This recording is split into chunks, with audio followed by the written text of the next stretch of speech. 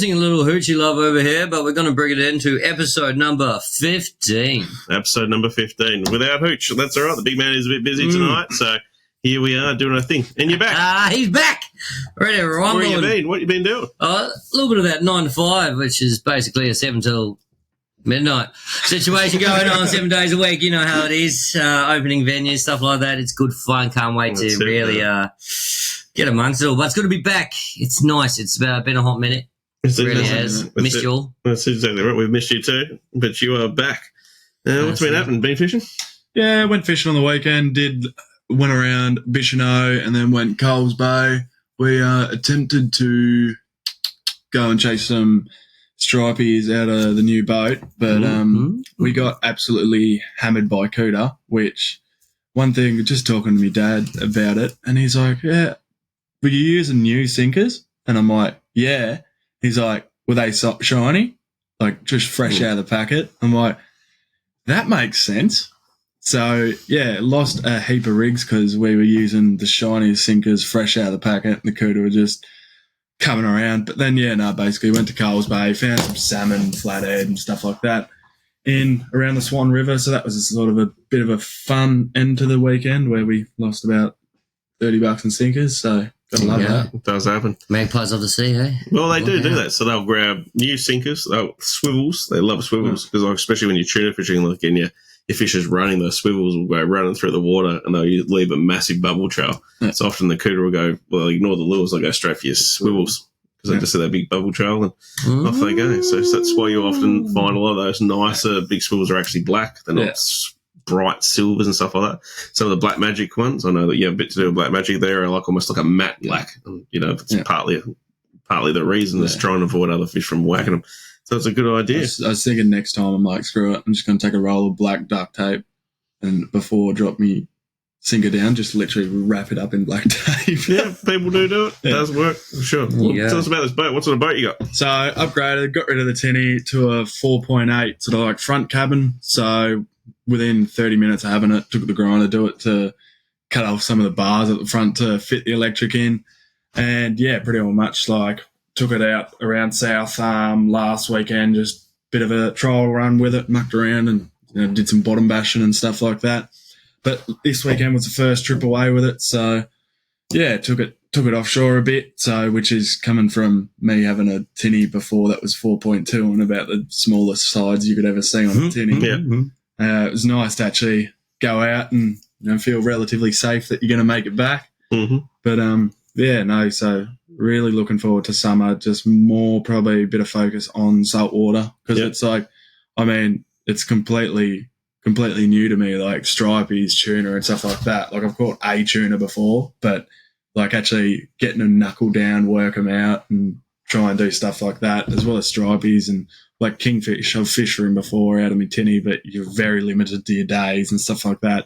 So just a bit more reliability to get out, but also nice enough that you can stand up the front and throw some trout lures and muck around for some brim and stuff like that. So bit of everything. Like I didn't want a cabin or something like that because I love to stand right up the front. So little hatch, jump through the front, stand up there. Nearly fallen off it a couple of times already. So as you find your way around it, off to a good run. Yeah, you got to christen the boat somehow. Absolutely. Very good. Well, trip out soon. Let's go do it.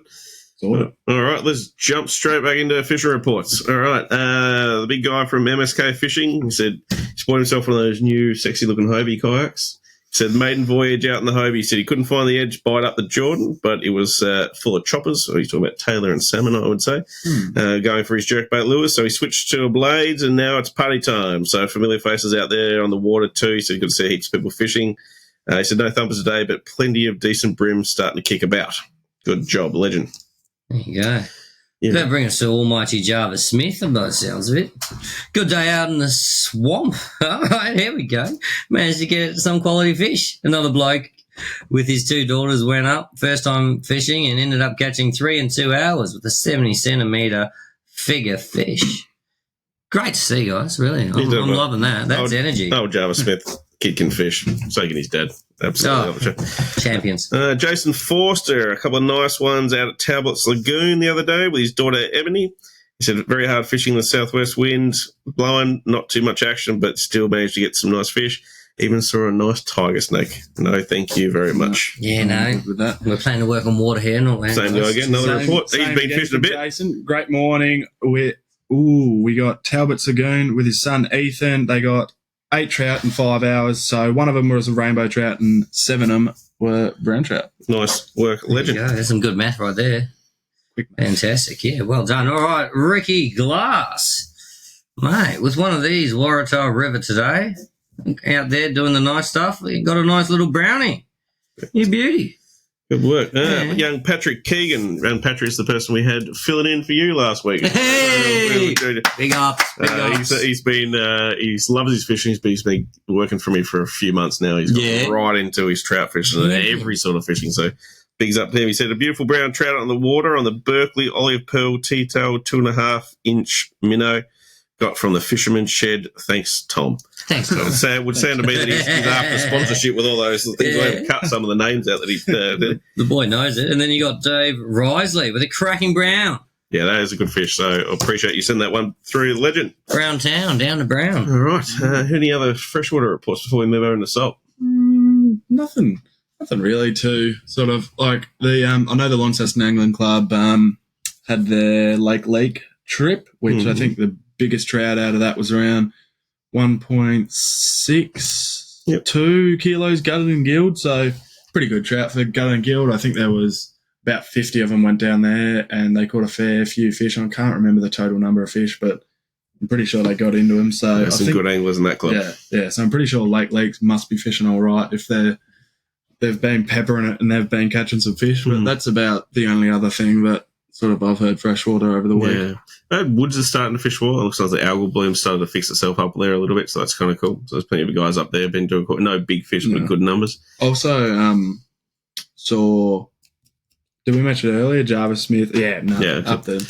Craigbourne's been fishing well. Let's see. It's been stocked with rainbows, browns, Atlantics, and some of those big rainbows that I think there was 10 of those put into there, around 8 kilos. So that's kind of cool. So that's been a popular little spot for a lot of guys. Place to be. Absolutely. Yeah. All right, moving over into salt.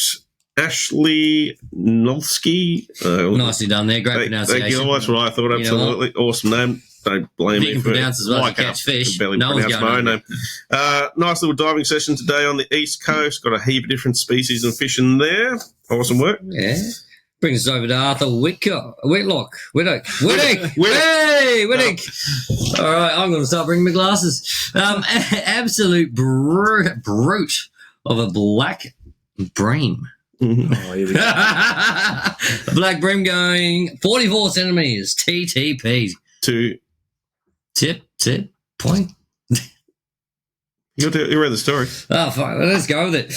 Found the fish lurking underneath the undercut while drifting micro 2-inch plastics along the edge, trying not to spook the very skittish fish, but this one had no hesitation.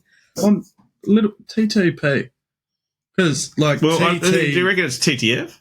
Yeah, because that's what I'm thinking. Fork. That's what I'm thinking. Or it's TTP? To the...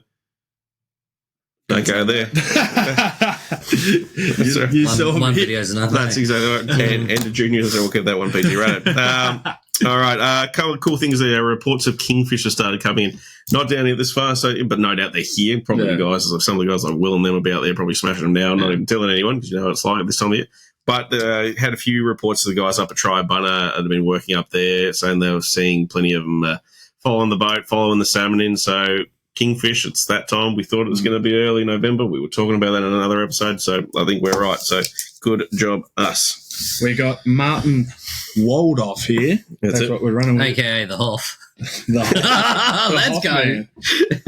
We've got a cracking tuna out with the Leo Miller crew. Reports of meter-long tuna off the Stanley Wharf as well. Yeah, I saw that. That's kind of cool. So I didn't see any photos or anything like that, and it seems almost too good to be true, but I'm sure it is. Yeah. It's kind of cool. I remember going up there chasing the trevally back in the day, but going up there chasing meter-long tuna would be kind of fun. Yeah. Mm. Well, because, they used to get heaps of snotty trevally. Yeah, that's it. Yeah, it was a thing back in the day. Yeah, it's weird. Like, the same with the Tamar. There used to be heaps in there, apparently. I fished the Tamar a heap, and Just like never ever saw one. Yeah, they occasionally get runs of them down in the channel. Guys will often get their nets out and smash them up pretty hard when they're around because they're really good tasting fish. So that'd be it's good to see them come back in again. Yeah. All right, hear me out. Say you had Saturday off this week, and it's the first day off you've had in a month and a half. And, like, you wanted to go fishing somewhere, and you obviously haven't looked at the weather report, and you can only assume it's going to be a cracker of a day.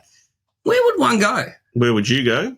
I'm not necessarily saying I have a day off, but where would one go? Where would one go? Okay, I've got a rough idea that you probably do have Saturday off because your better half told me you did. Said I should probably take you fishing. That's a good question.